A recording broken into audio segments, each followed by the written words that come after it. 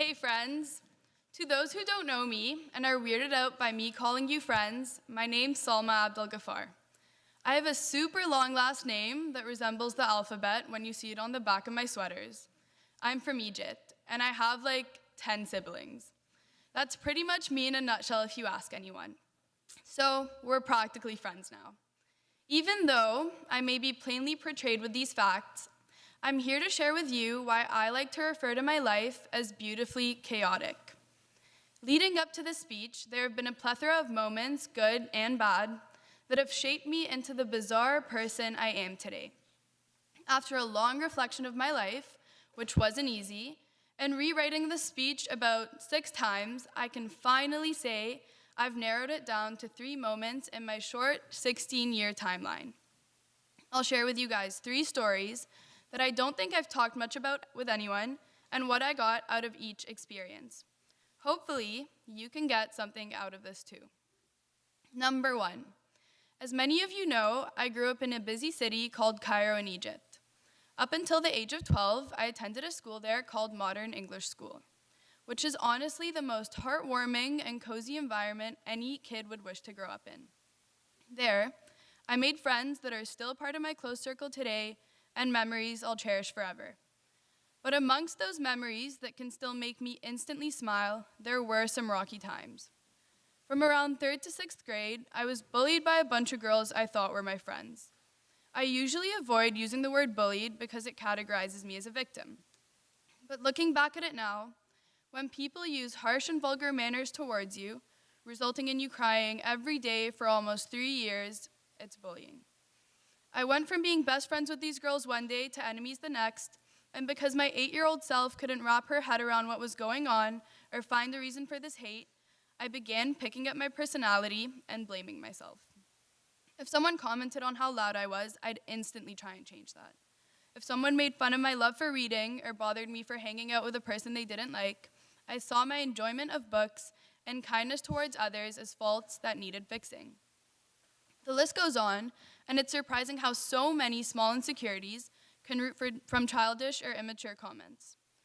You wouldn't think that something that happened to me at such a young age would make a difference in the future, but what I figured out later in secondary school was that those years of bullying and blaming myself completely tore down my self-esteem at the time. I felt worthless, and I wasn't comfortable being me.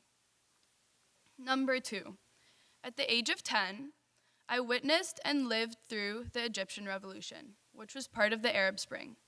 Starting January 25th, 2011, millions of Egyptians united to protest and march in the streets and public plazas as a statement against some problematic matters in the country. Eventually, Cairo was declared a war zone. At that time, my 10-year-old self knew very minimal information about the politics behind the bloodshed and violence I began to witness. All I knew was what I could see in person and on TV. And that was that my home had become a dangerous place. I remember it being unsafe to go to school and having to stay within the same walls of the same small apartment for close to 2 months. I remember not being able to celebrate my little sister Zaina's 2nd birthday due to the fear and worry that had infested my family. I remember not having access to Wi-Fi, having to ration the food we happened to have, and my constant anxious thoughts about the worst case scenarios regarding my grandparents, relatives, and friends. But the one thing I remember clearly is kneeling on a navy and red carpet by the window that faced the street almost every night with my older sister Miriam and watching over our dad with concern and unease written all over our faces. Because of escaped prisoners and violent protesters, there is a threatening lack of security. So along with the other men in the building, my heroic dad guarded the entrance downstairs from the country's set curfew, which was around 6 p.m., until sunrise, protecting us from the unrestrained people that roamed the streets, breaking and entering homes. And last, but definitely not least, number 3, my great-grandma. This was by far the hardest person to reflect on. I know that no amount of words could do her justice, but she was the strongest, most generous, and kind-hearted person I've ever met. Because of the distance between us, I never got to see her as much as I would have liked to. and I don't think that anyone's accepted the fact that she's gone yet. But every moment that I did get to spend with her is a moment I hold dear to me, full of laughter and hugs. Each time I went over to her welcoming home, she'd greet us with a huge feast, and I'd spend the day sitting on this brown, cozy couch in her arms. She gave the best hugs. Not only was she overly loving, but she was also a fighter. A good amount of the moments I spent with her were at the hospital, as she battled all the things that came her way. But she always managed to do it with a smile. I think I only have like 2 or 3 pictures with her that I know of. One was from my childhood on that brown, cozy couch, holding an inflated airplane we blew up together, and the other is her sitting in a chair in her hospital room, smiling as always. Last year, around this time, she passed away. I'm sure she's in a better place and find comfort in knowing that she's no longer suffering. My great-grandma was definitely a bigger part of my dad's life than mine, and for that, I think he's really lucky to have been in the presence of such a wonderful woman. Each story I just shared with you taught me a unique lesson, and together they have made me who I am today.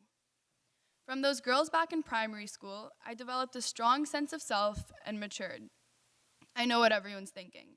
Salma, the O1, mature? I know, it's the last thing I expected to call myself too.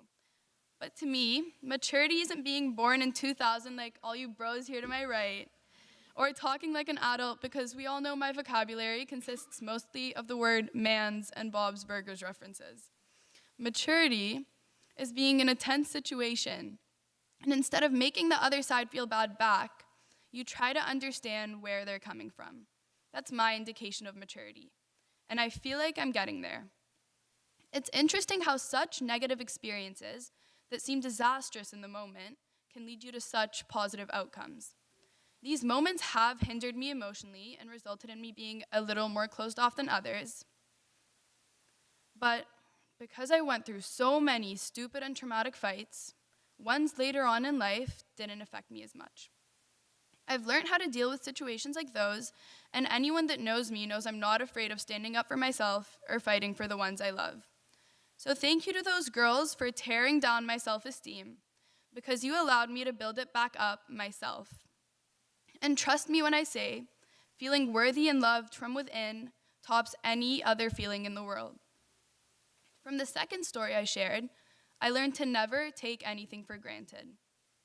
Sometimes I stray away from this lesson and I'll catch myself complaining about irrelevant things. But then I think back to those times of danger in 2011 and remind myself to cherish every minute I have with my parents, to be thankful for the food I have, for the education I'm getting, and for the chance I have to live in a safer environment that my parents risked everything to provide me. Even though I avoid showing too many emotions at most times, and it may seem like I don't appreciate them much, I want to say thank you to both my parents at the back there. You have truly showed me how to be extremely selfless and loving and giving. From dealing with my stubborn and wild occurrences, to putting your life on the line to keep us safe during the revolution, and sacrificing being back home with both your families and friends for our safety and education, thank you. From the third story, my great-grandma indirectly taught me to persevere with a positive attitude, always. And even though she wasn't present in my daily life as much as other people, she left a loving imprint on me. For the ones that know me well here, you've probably realized that I'm a hugger. And whether I've known you for a day or a year, when I see you, you're getting a hug. And that habit of giving someone a few seconds of unconditional love through one of my big squeezes comes from my great-grandma. So thank you for the few wonderful moments I got to spend with you. And thank you for teaching me that no matter what you're going through, a smile never hurts. Now I want each and every one of you to choose a story of the 3 and take away a lesson from it. Implement it in your daily life. Fellow O1s, I'm more than happy I've gotten the chance to know most of you over the past few years, because I can tell that all of you have the brightest futures ahead. And I know grade 11's a little bumpy, but keep your heads up through the processes of leadership and university applications, and of course the high school drama too. try to be mature, grateful, and kind. To my dearest friends, the grade 12s, I can proudly say you guys are the highlight of my 16-year timeline. There's a saying that goes, you are the average of the 5 people you spend the most time with. And I'm expanding that saying to accustom our whole grade, because I enjoy spending time with all of you, not just because we're boarding together and because I have to. But seriously, if I'm the average of all of you, then I am so unbelievably blessed. So take time to make yourself feel worthy, love yourself, and confidently stand up for yourself. Learn to give gratitude to all the little and big things in your life because you never know when they could disappear. Learn to be loving towards others and smile through your struggles. Learn from my beautifully chaotic life. Now may you please rise and sing hymn 423.